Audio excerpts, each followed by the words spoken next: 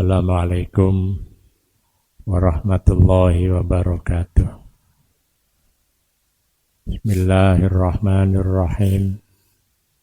Alhamdulillahilladzi an'ama alaina bini'matil imani wal islam wa faddalana ala sairil makhluqati wal anam. Asyhadu an la ilaha illallah wahdahu la syarikalah al-malikul qudusus salam wa asyhadu anna sayyidana Muhammadan abduhu wa rasuluh sayyidul anama misbahul dhalam wa rasulul malikil alam. Allahumma salli wa sallim wa barik ala sayyidina Muhammad wa ala alihi wa ashabihi sadatil kiram wa sallama tasliman katsira. Amma ba'd. Qala ta'ala qad aflaha man tazakka wa dzakara isma rabbih fasalla. Jamaah Masjid Besar Al-Ihsan Bages Haji, mari kita awali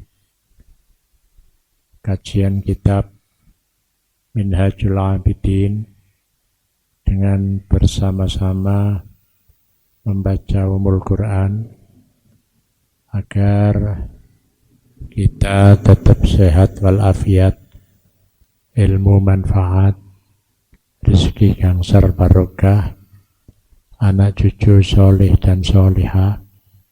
Besok apabila kita dipanggil oleh Allah, kita mendapatkan husnul khotimah. Ala hadhihi niyah wa ala kulli niyatin solihah. Al-Fatihah.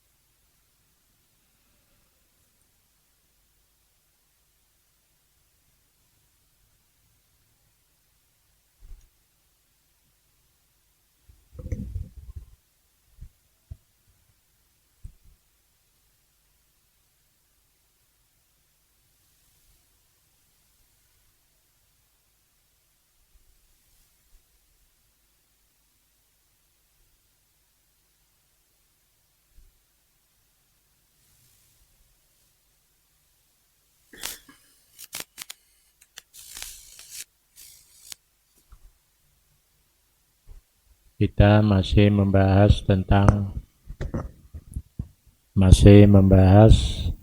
tentang rintangan ya, yang kita selalu akan hadapi dalam rangka liqa, ketemu marang Gusti Allah ya.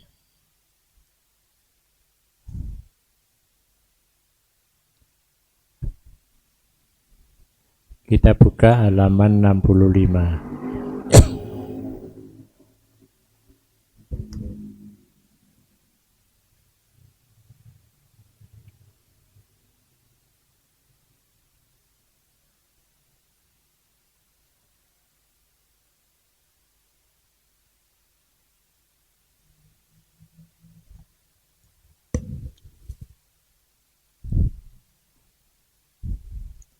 Sufyan Ats-Tsauri ya, berkata, sekarang ini masanya untuk diam ya.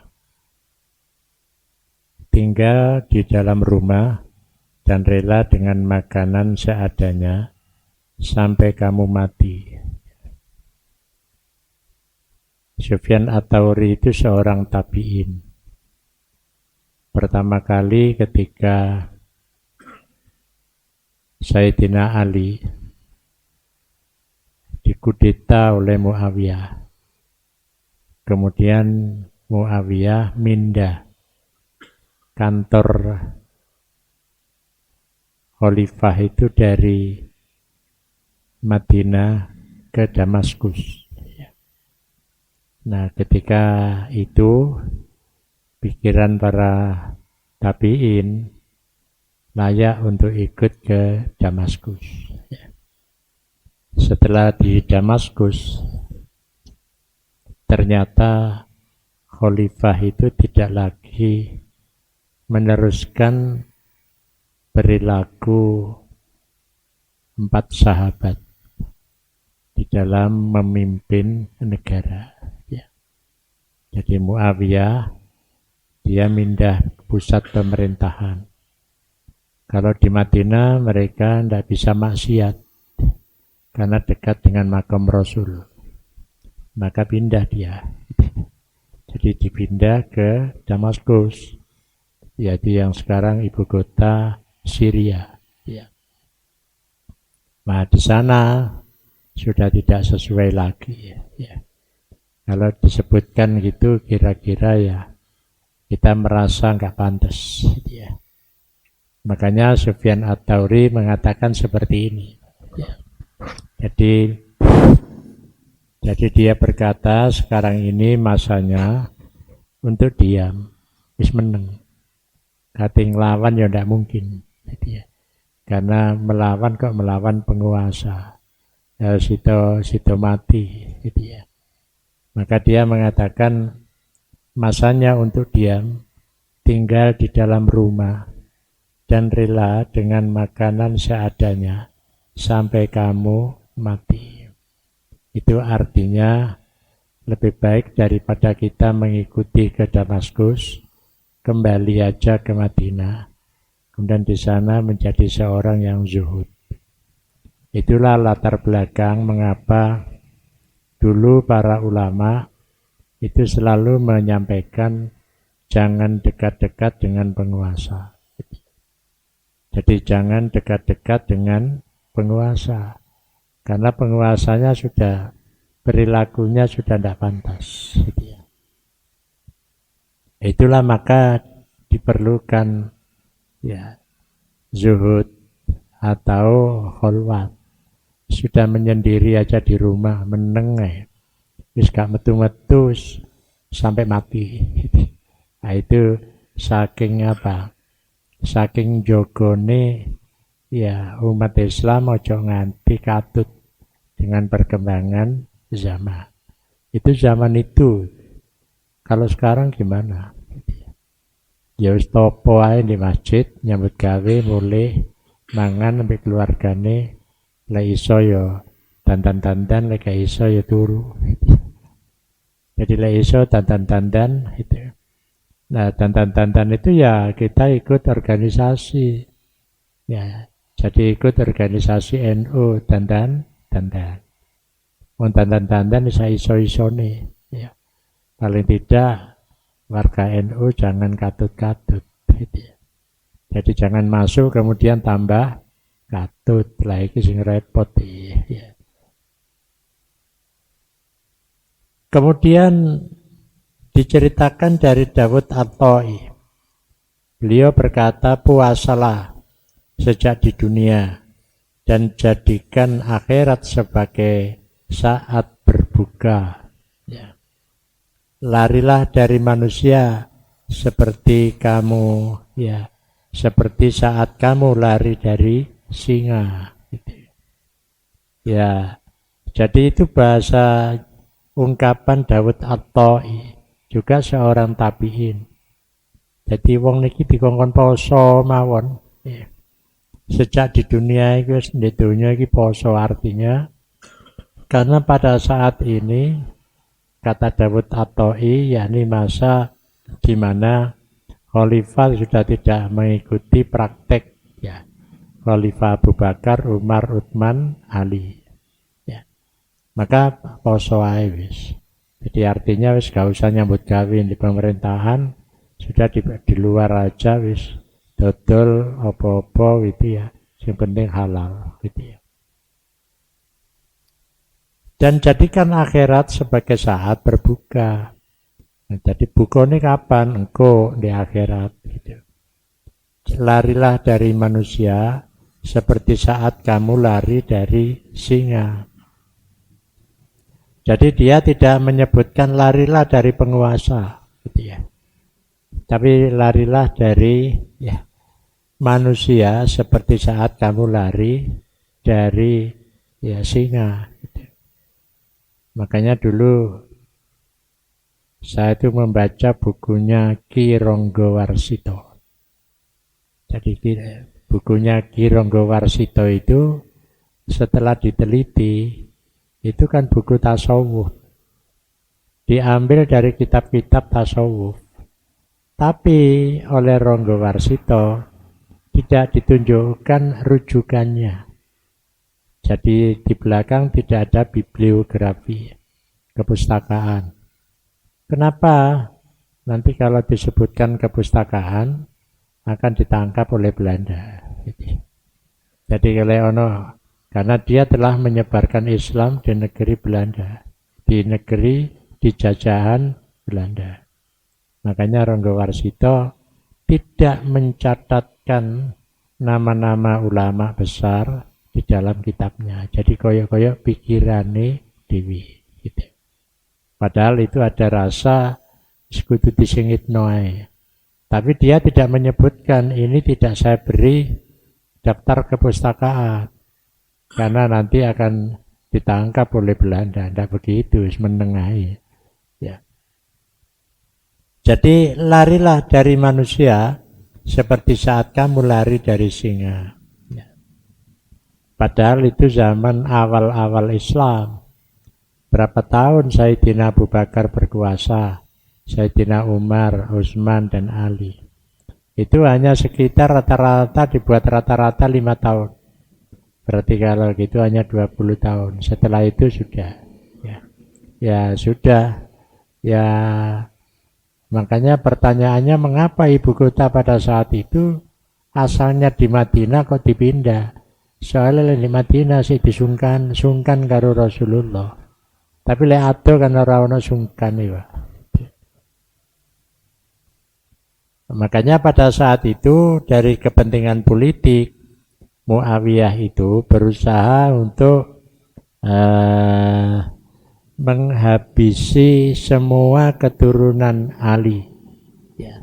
Jadi semua keturunan Ali itu dihabisi. Terutama Hasan dan Husain. Ternyata hanya berhasil satu saja. Nah, dikhawatirkan nanti akan terjadi balas dendam. Jadi akan terjadi balas dendam. Makanya pada saat itu yang dibunuh itu kan Hasan Husain ya. Tapi yang Hasan itu berpikir sederhana, sudahlah kita tidak usah kemudian berbuat untuk menjatuhkan Muawiyah. Lebih baik kita mengikuti aja pada dia. Cuma kelakuannya ojo ditiru. Jadi kelakuan ketika menjadi khalifah ojo ditiru. Makanya yang dikejar itu bukan Hasan tapi Husain. Karena Husain bergerak untuk melakukan pembalasan.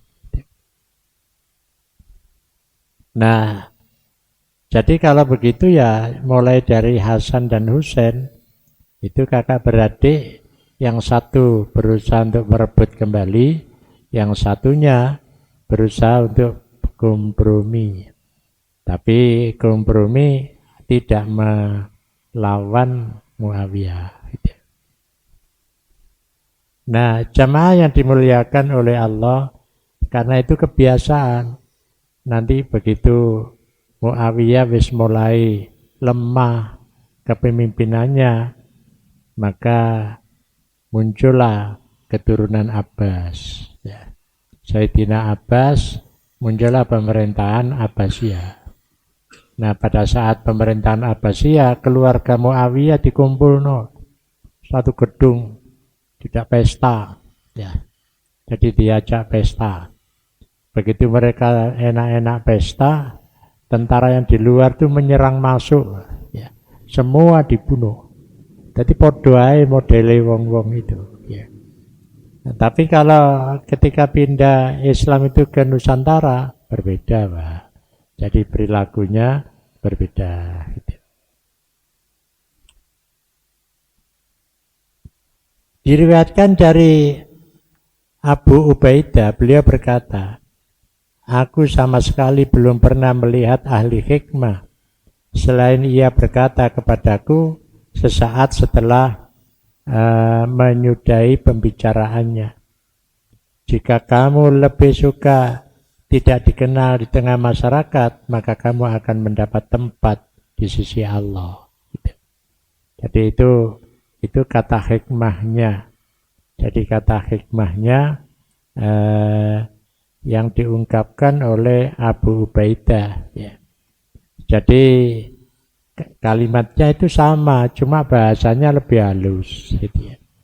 Jadi jika kamu lebih suka tidak dikenal di tengah masyarakat, maka kamu akan mendapat tempat di sisi Allah. Jadi orang itu pada saat itu ya ada yang diingatkan, wis aja cedek-cedek. Gitu. Bab golek kono, dadi qadhi ae, dadi hakim, itu banyak ulama yang tidak mau. Sampai ketika mereka tidak mau, ditangkap dan disiksa di tahanan. Ya.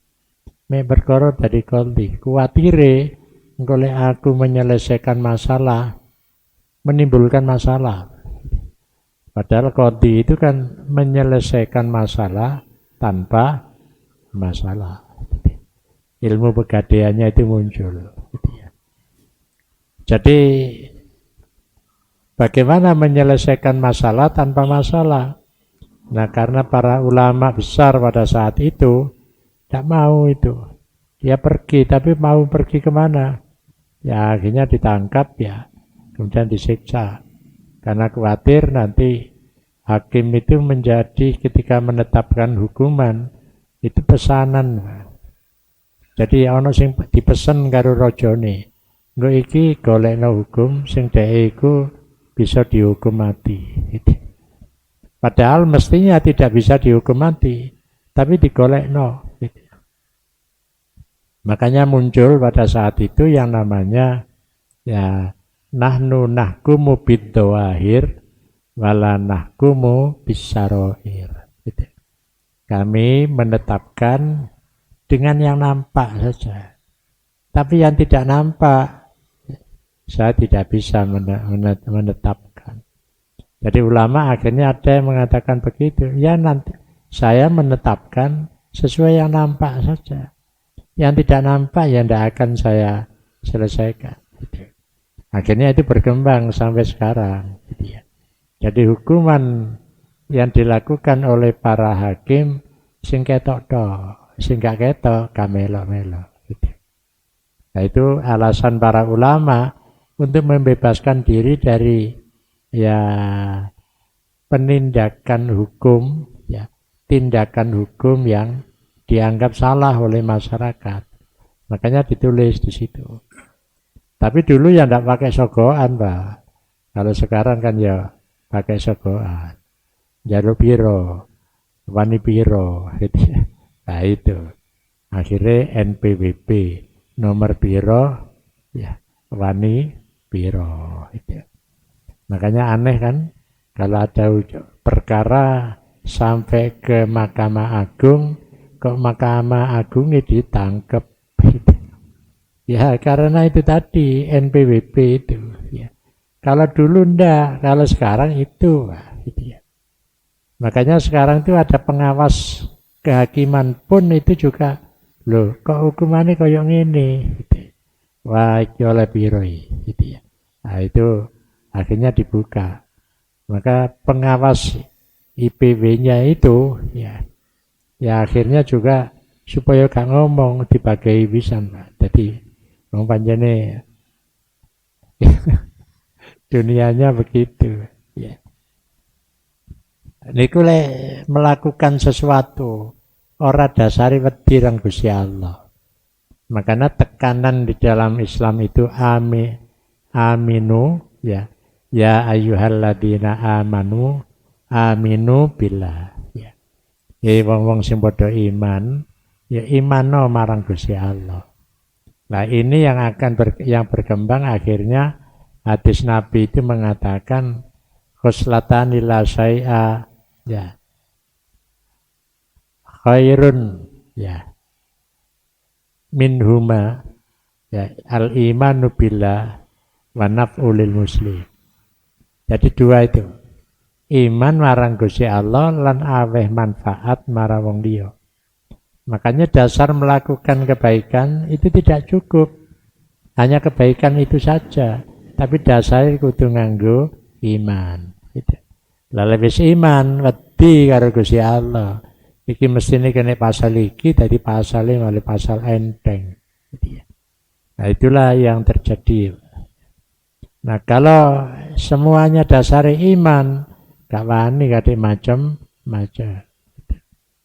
Tapi dalam bahasa politik hukum, ya, tetap disebutkan keputusan itu, ya, nahnu nahkumu bidzawahir wala nahkumu bisyarair.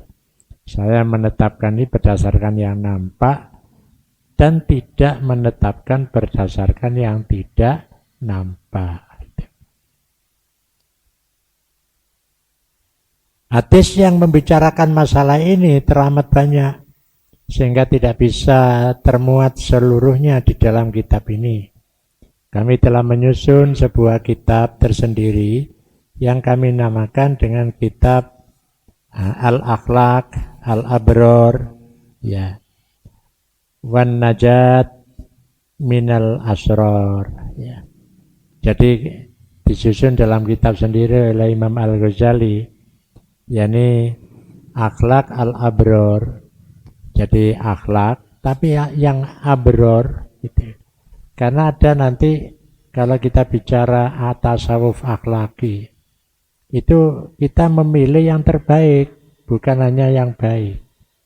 Semua orang bisa melakukan kebaikan, tapi sing angel iku yang terbaik gitu. Jadi kalau yang baik itu ya bernilai kemanusiaan saja, kalau yang terbaik ya bernilai kemanusiaan dan ketuhanan. Gitu.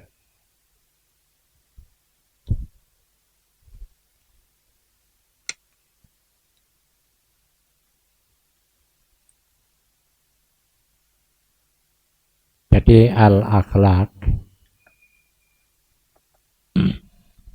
itu ada dua,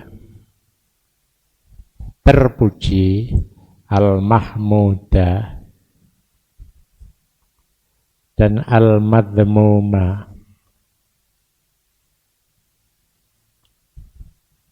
Nah, kalau ini al-mahmudah yang terpuji itu ada dua. Ada yang tingkatannya itu baik, ada tingkatannya yang terbaik. Api, ya. Nah, di sini berarti api dalam perspektif insania. Ya, al-insaniyah.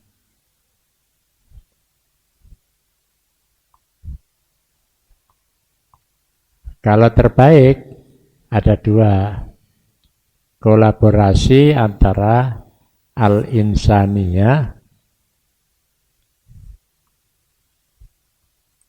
dan al-ilahiyah. Jadi al-ilahiyah. Jadi kudu double. Lek menungso ngarani ya api. Tapi apa dalam perspektif ketuhanan itu juga bagus. Nah, itu persoalannya nih jerone hati. Gitu ya. Ketika tsunami, ya, Australia ini membantu untuk masyarakat di Aceh yang kena korban tsunami itu berapa puluh ribu rumah. Ya. Jadi 2004 itu kan tsunami. Saya 2006 itu saya ke sana. Ada undangan dari UIN Aceh. Waktu itu saya dekan Fakultas Syariah UIN Malang. Saya ke sana, diajak, ya. Ternyata yang bekas kena tsunami itu entek wis bersih, omah itu bersih kabeh, Pak. Ya. Lah itu dibangun oleh pemerintah Australia. Lha wong ngarani ya mesti Australia bantu ya apik, Pak. Tapi ketika tahun berapa ada masalah antara pemerintah Indonesia dengan pemerintah Australia. Gitu. Nah, pemerintah Australia, Perdana Menterinya, Australia itu sudah banyak membantu di sana. Kok sekarang begini? Gitu. Nah, itu kan baiknya menang soto. Lek baike karo Gusti Allah sambung, maka di situ tidak akan mempermasalahkan sumbangan itu. Wong wis ikhlas so. Tapi di Australia gak usum ikhlas itu. Ya. Dan di Indonesia sih mempermasalahkan ikhlas itu. Itu ya. Makanya mengapa di Indonesia ini akeh barokah? Ya karena ana ikhlas iku. Luar negeri gak ana barokah gitu ya. Indonesia iki barokah. Makanya lek ana negara kepingin ya apa rakyat Indonesia ini melarat, dimelaratkan. Cari wong Indonesia gak kira. Bisa. Iya lah di gene Afrika kono jenenge kelaparan ya wonge kuru-kuru cili-cili. Kate dirubung laler gitu ya. Lah wong Indonesia nggih mboten. Wong kaya iso tuku beras ya jagung, kaya iso tuku jagung ya gaplek ngene ya. Dadi iso ae wong Indonesia iku. Pokoke selama si ana udan lambe ana lemahe, sing kena ditanduri wae. Pagure tanduri pohong, isu wis kari methiki ngono tok. Mangan lambe sambel godhong pohong, enak, Pak. Lah iku. Makanya Jepang waktu 98 97 itu kan Indonesia mengalami krisis. Wah, bantuan dari Jepang itu di mana-mana, terutama beras. Wah, akhirnya masyarakat niki dibagi. Nah, pada waktu itu kula ketua NU saben dijak melok ndelok wong oleh bagian beras kula mboten purun. Tapi satu ketika kula melok ndelok. Lah iya sing antri ku ibu-ibu. Lah kok ibu-ibu iki kan sing kuru sih, Pak. Ya. Lah iki kan urung iki jenenge bantuan pandangan Jepang iki. Maksudnya urung itu carane berpikir Jepang gak bodoh. Pomoro sing antri lemu-lemu gak kira digawe karo Jepang. Jadi nah niku hebatnya wong Indonesia. Jadi ada itu rencana memelaratkan ya bangsa Indonesia ini tahun 2023 pada saat resesi ya. Tapi wong Indonesia masih regane bensin larang ya ora apa-apa ya.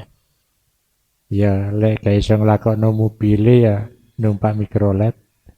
Lek gak iso numpak mikrolet ya sepeda pancal gitu. Gak iso lunga adur gane larang ya gak budal. Penak mawon kok wong Indonesia. Ya, lah niki apa kok ngono?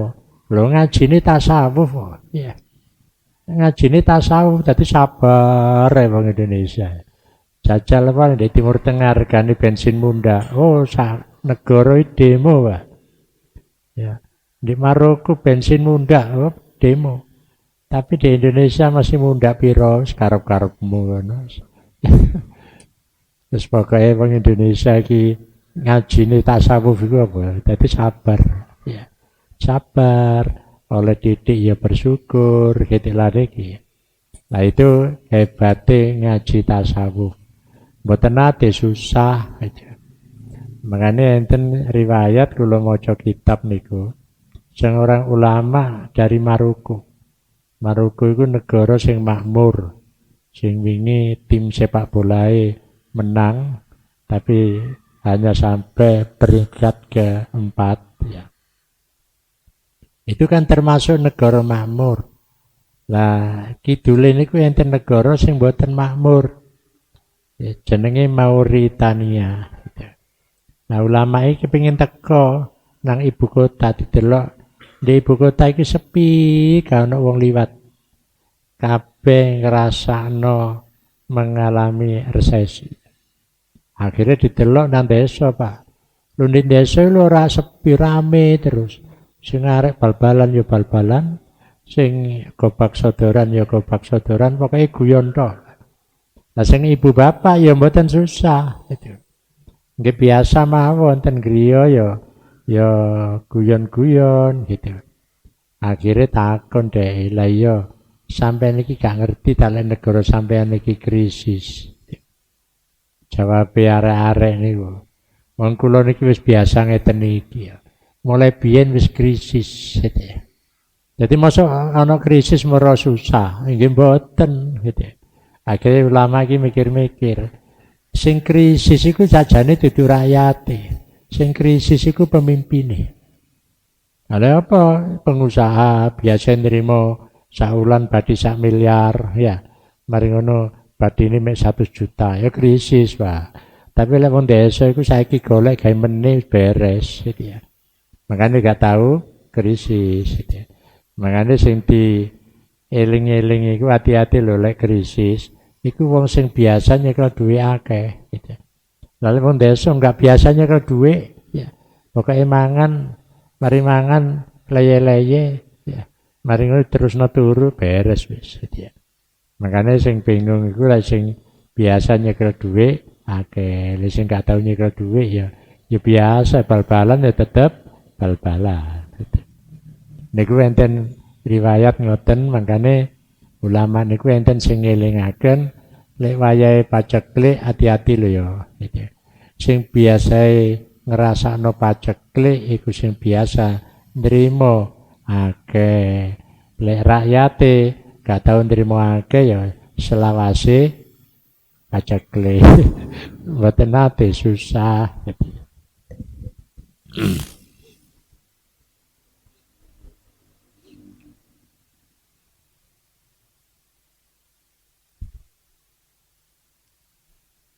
Nah, di sini disebutkan ada kitab Al-Akhlaq Al-Abror ya. Wan Najat Ma'al Minal Asror. Jadi akhlak yang abror itu yang tinggi ya, etika tinggi dan kesuksesan ya dari kejelekan. Maka di sini dijelaskan orang berakal cukup dengan diberi isyarah ya. Jadi cukup diberi isyarah. Allah lah yang menguasai taufik dengan petunjuk dan anugerahnya. Jadi lek wong awam, wong sing berakal itu membaca isyarah gitu ya. Jadi membaca isyarah gitu ya. Nah, itu yang pertama. Jadi bagaimana menghadapi dunia itu. Nah, sekarang yang kedua, mereka masyarakat dapat merusak ibadah yang sudah Anda kerjakan jika tidak dipelihara oleh Allah. Karena apa yang diperlihatkan kepada mereka termasuk ajakannya dan menghiasi dirinya. Jadi maksudipun ngeten membaca isyarah itu ya. Niku lek umpamane ana wong menyampaikan di negara-negara dunia yaitu menyebabkan krisis itu karena Rusia menyerang Ukraina gitu ya. Sampai saiki gak mandek-mandek gitu. Terus saya perang. Lah negara-negara sing kate bantu Ukraina NATO itu kan kata sing mengharapkan kiriman minyak dari Rusia. Nah, supaya orang rewangi Ukraina, maka negara-negara NATO sing kate mbelani Ukraina niku di-stop karo Rusia, Pak. Ya, sehingga di Inggris sudah merasakan, jadi negara-negara NATO niku mikire ojo kate mbelani Ukraina.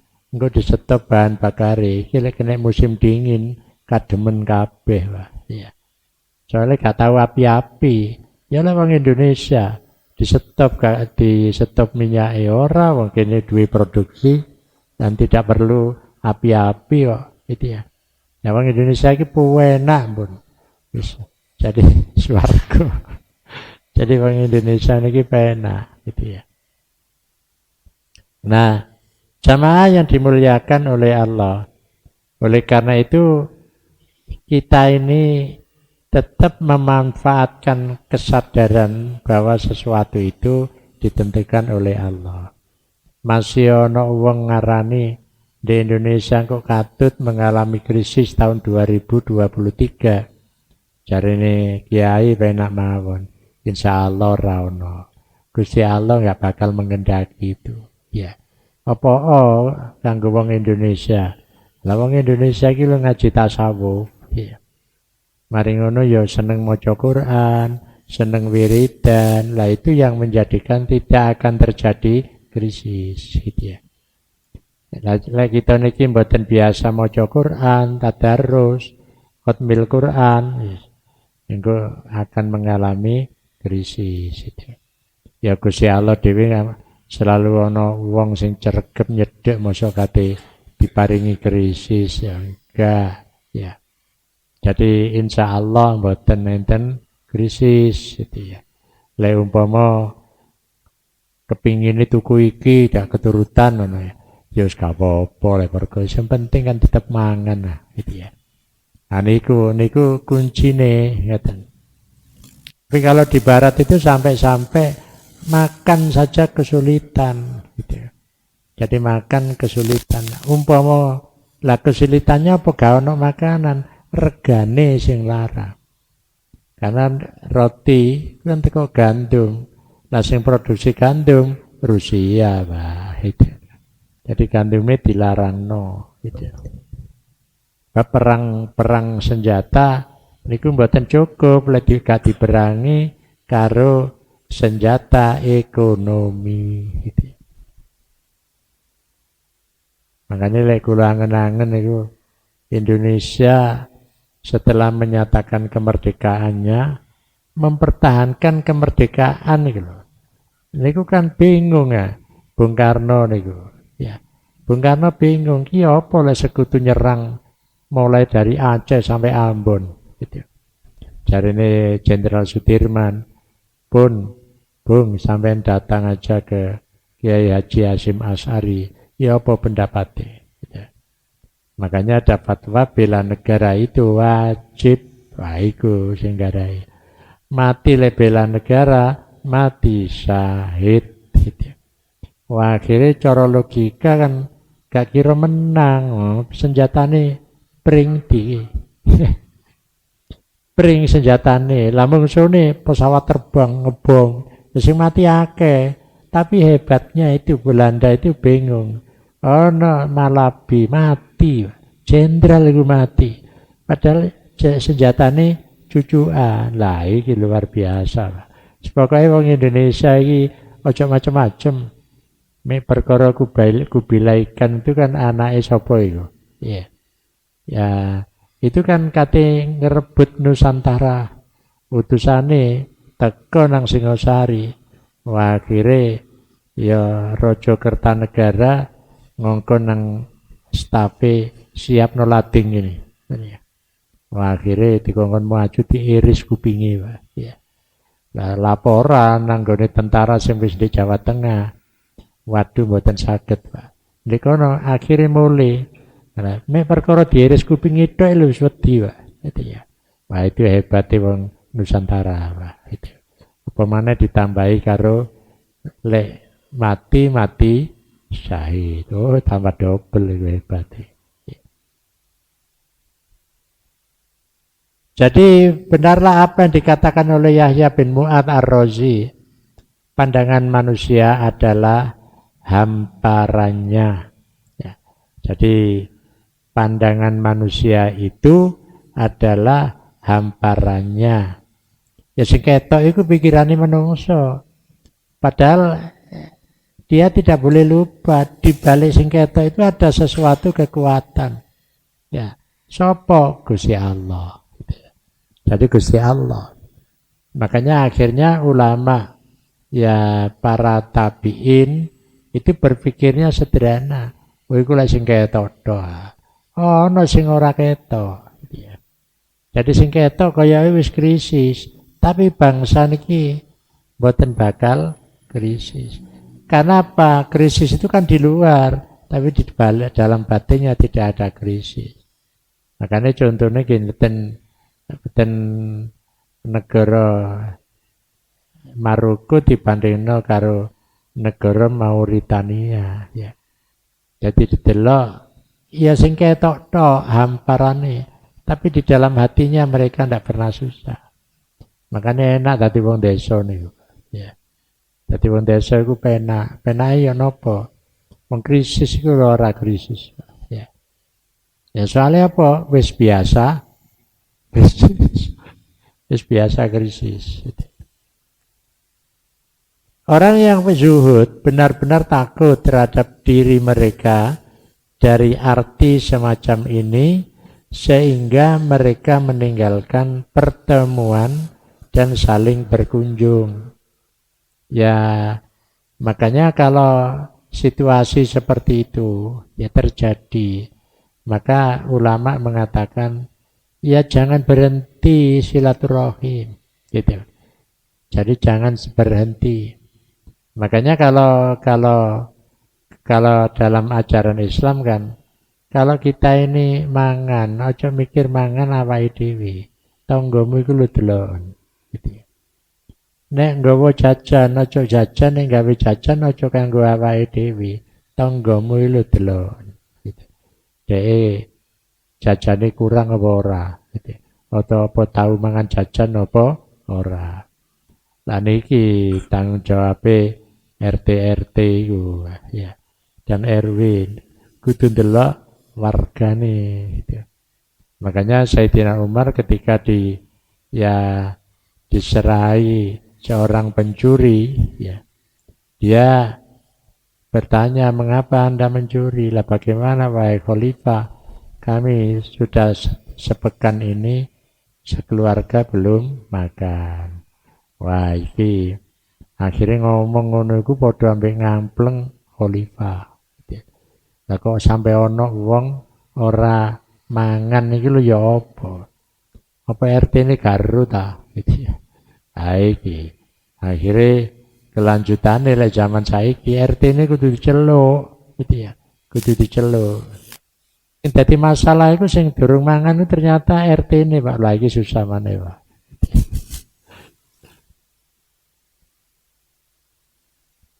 Nah, jadi itu yang digambarkan oleh Yahya bin Mu'adz.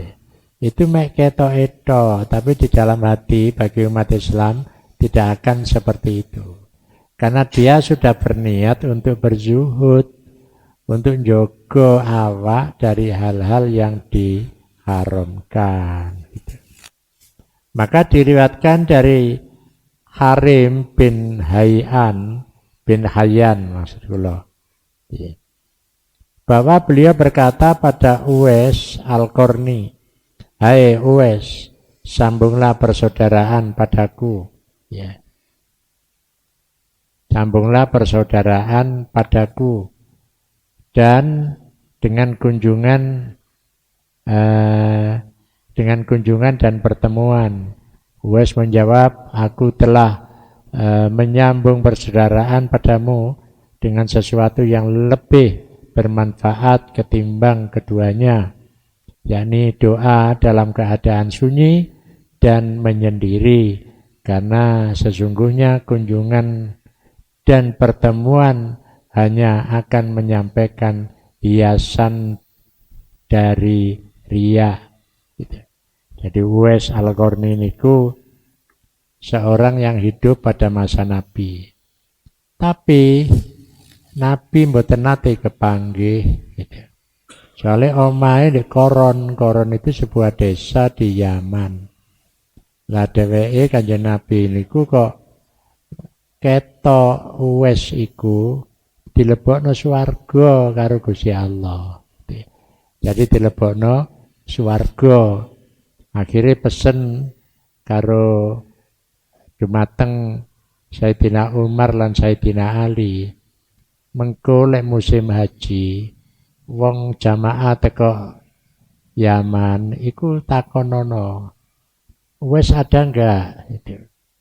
Jadi jawabannya wes ndak ada wahai khalifah dalam rombongan ini. Dia itu orang gila gitu loh. Kok orang gila gitu.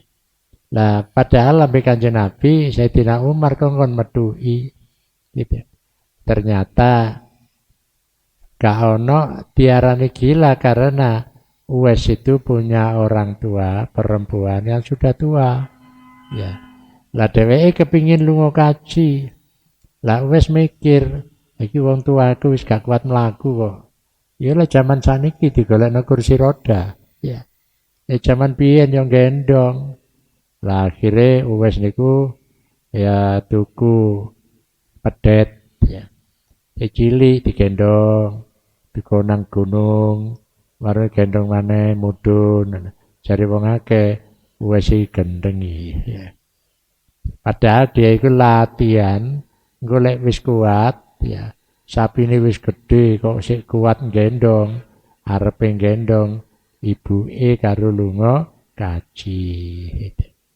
Nah, ternyata menurut riwayat bahwa durung nganti budal lunga kaji, ibuke wis wafat gitu. Akhirnya Sayyidina Umar karo Sayyidina Ali muruki ten kampunge, Pak. Begitu dipuruki ten kampunge, piyambake niku Uwais niki disampaikan oleh teman-temannya di kampung Koron bahwa Uwais telah meninggal dunia itu. Jadi mek perkara kating gendong ibuke niku tok. Nah, itu yang menjadikan dia oleh Allah wis dilebokno nanggone swarga. Makanya kan kalau kemarin hari ibu itu yang beredar di YouTube itu tentang ibu. Cerita-ceritanya tentang ibu. Nggih, monggo nek badhe adzan rumiyin.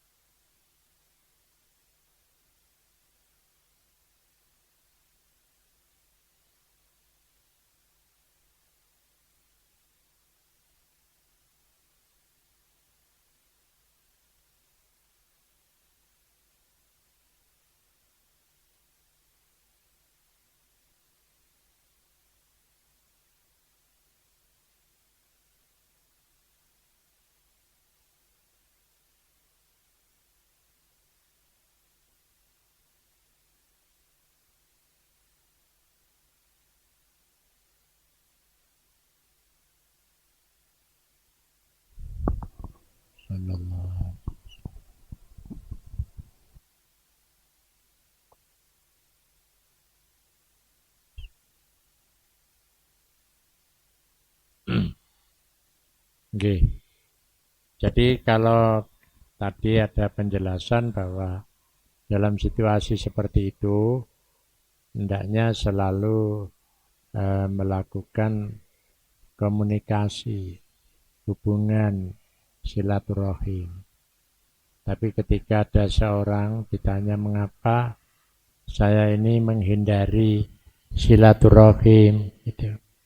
Padahal itu kan wajib, gitu. Jawabnya, saya khawatir kalau ketika silaturahim itu justru kami ini menghiasi diri, gak asli, gitu. Jadi gak asli. Padahal kami ini setiap ketemu karo wong kan kepingin menghiasi diri. Makanya leono reuni ya menghiasi diri. Bahkan reuni angkatan tua. Wis ketok tua ngoten mawon wis wegah teko reuni. Soale wajahe gak koyo biyen gitu. Jadi anjane wis umure ndukure 75 ya. Ya. Jadi kalau pengenane iku alumni STM, kula termasuk nih diundang cuma barengan karo acara mboten saged ugi. Ngoten wonge tua-tua kabeh gitu ya. Jadi tua-tua kabeh gitu. Malah eling-eling zamane biyen le ngaso marung ndek kono njobo gedang goreng telu diwaras siji.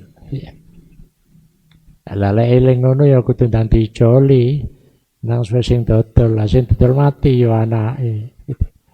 Lek anake mati ya kudu sedekah ijolane, lah sedekahe kudu luwih akeh gitu. Nggih. Jadi Uwais Al-Qarni ditanya, "Mengapa engkau tidak silaturahim?" Kami khawatir terjadi pada saat itu saya menghiasi diri saya. Gitu. Jadi bermanis-manis di hadapan banyak orang. Nah, itu yang dijaga oleh para sahabat yang lain. Itu dalam alinea kedua, ke satu, pertama dan kedua. Nggih, mbok pilih enten pertanyaan, monggo.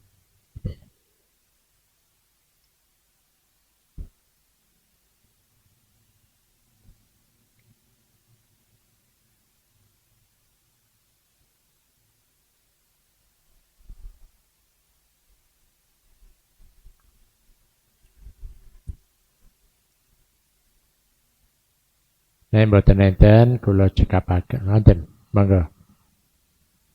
Anune mike enten ah.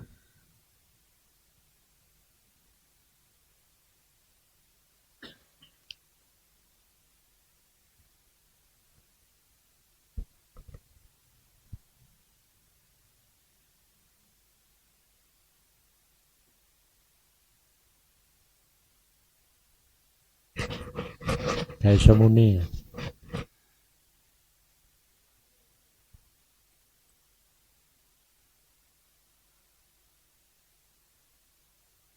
Nggih.